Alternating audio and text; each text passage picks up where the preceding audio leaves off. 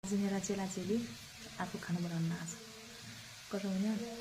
आज हाम्रो हातको खाना खायो चुपचाप बसिरहेन म रसोईभित्र गएर मलाई खिलाउनु आज नआयो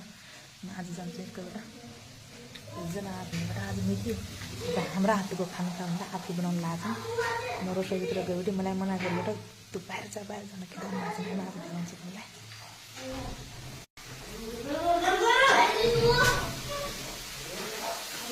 क्या दादा मुरो तो आलू का है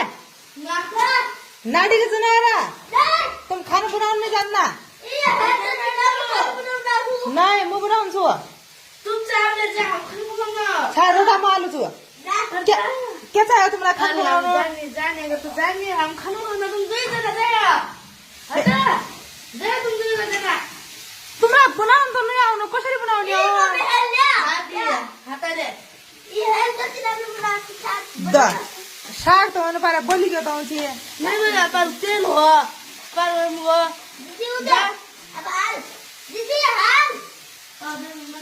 hey क्या रू देगा ते आला बसे आछु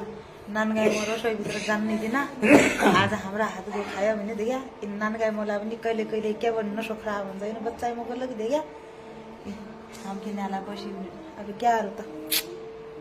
आज रसोईभित्र नै जान्दिन दुई भएन कि पारे लगा लाग्छ रसोईभित्र मगी त नै